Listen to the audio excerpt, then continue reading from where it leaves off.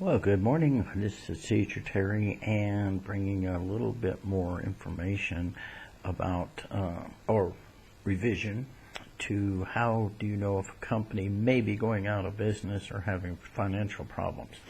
Number one, we know that during the pandemic, many teachers come online who basically were workers, stay-at-home moms, people that decided, oh my God, I have found the cornucopia.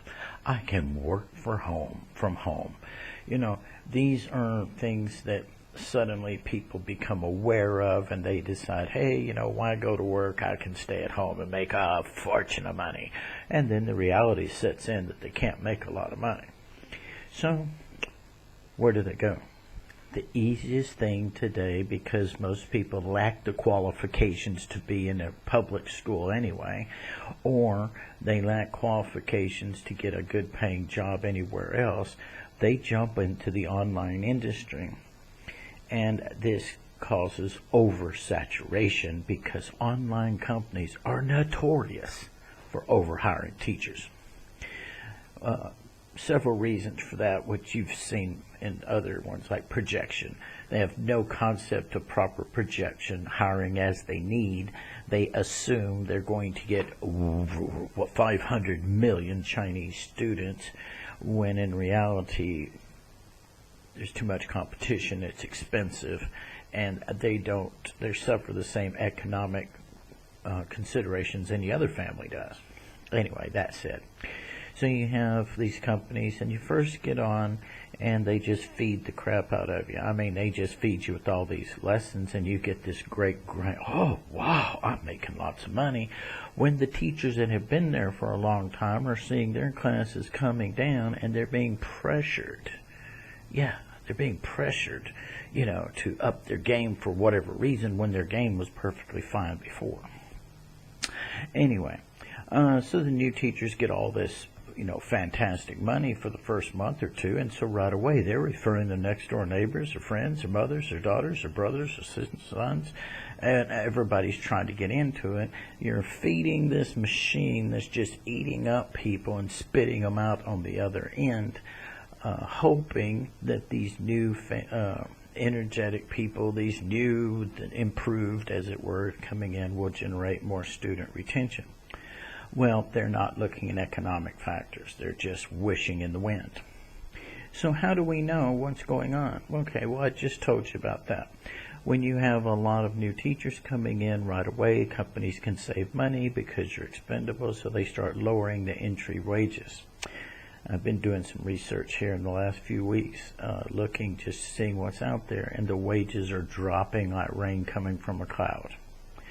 Another thing that happens when you're with an established company, check what the name of that company was before they became this company's name.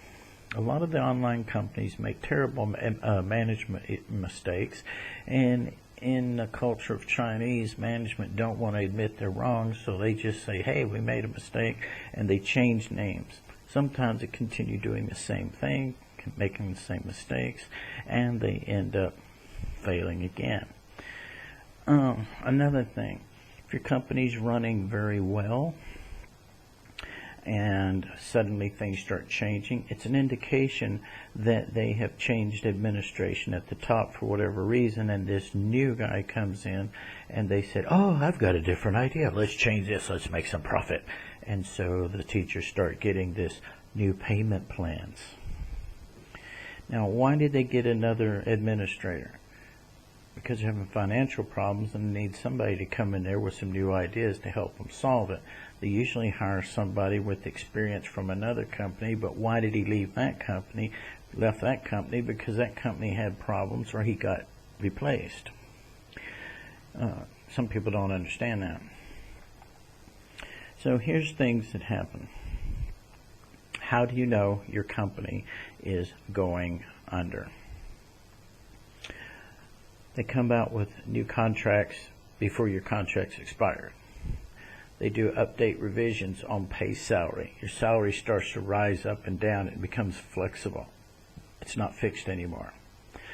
Your total overall bookings they start rescheduling the bookings into a different format, which causes you to have to do major adjustments in your scheduling practices. This is a way of getting some teachers to leave because they can't make that adjustment. Or it causes you to lose certain slots or certain income potential that is detrimental to your stability. It forces you out. They're trying to save money. They're trying to lower that overabundance of teachers that are on the payroll. If your bookings are falling down to nothing, they're trying to spread them out so that they can keep what teachers they have, in the hopes that this new policy will take effect. They start making unrealistic fines. They start taking any excuse they can to keep from paying you what you've earned. Or you will earn certain things from students and then the company wants to take a piece of it. These are things that happen. Another thing, when they refuse to let your employees talk to each other. There are some companies out there that you're in the forum, the company forum, and they have it set where you can't talk to another teacher. Now, you can talk to an administrator of the site, but that's it. You can't talk to a fellow teacher. They don't want communication because somebody's getting screwed over here. They don't want you to be able to learn how they're getting screwed. Even though they don't realize, most of us who have been in this industry for many years are networked. We know who each other is. We refer to a lot of our friends, and there's a lot of chit-chat going on the side. So these are some of the indications that things are going awry. They start, your pay starts coming in later because they're having to scramble to get money in to make their payroll. Or you're not being paid at all. One of the scams that I recently realized that I was a victim, they were charging me about up to $5 to make transfer fees when the companies are supposed to cover those. Well, in bulk transfers, there's a set package fee to any bank to send out a bulk, and they were charging individuals instead of paying a bulk fee. So the individuals were paying the max. So who reaps the windfall? Whatever's not required for the package disbursement goes into the company. You see, look at how things are developing. Look at who's communicating at you. When the administrators aren't communicating with you as fast as they should, you know they're keeping something from you. When they're requiring you to attend workshops and things like this, and you go, and then bam, they hit you with this is today's notice, this is retro, it's been happening all this month, and they never told you. This is a very, very good indication that this company is having some problems.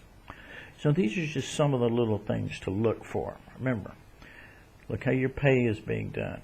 Look how your scheduling is being done. Look at any new policies. How fast are policies coming back to back is another good indicator. They're scrambling.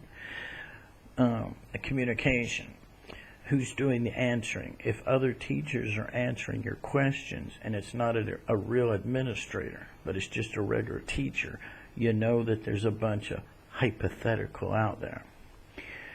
Then go back online, look at the company, look at who their parent companies are, find out if they had another online company before, go to Glassdoor and start looking at the comments. If there's a lot of negative comments out there and you're seeing exactly the same type of activity going on in this company you're working for now, in other words, they haven't changed their operational procedures, it's a very good indicator that the company is trying to take money as fast as it can, and within a short time they're either going to flip the name or they're going to shut it down. These are things to watch out for. I'd like to sum up and say this though. There are some legitimate companies out there that are making they are making an effort to stay afloat. They are making an effort to keep their teachers. I hope you're with one of them. I hope that you keep that you're able to find that stability you're looking for. But always keep your eyes and ears open. I am quite happy with the company I work for right now. I do see some indicators that do have me worried, but I'm going to give it, a little bit of time to see what happens. This is Teacher Terry. Keep your eyes and ears open, and I hope to see some of you in the classroom. Take care.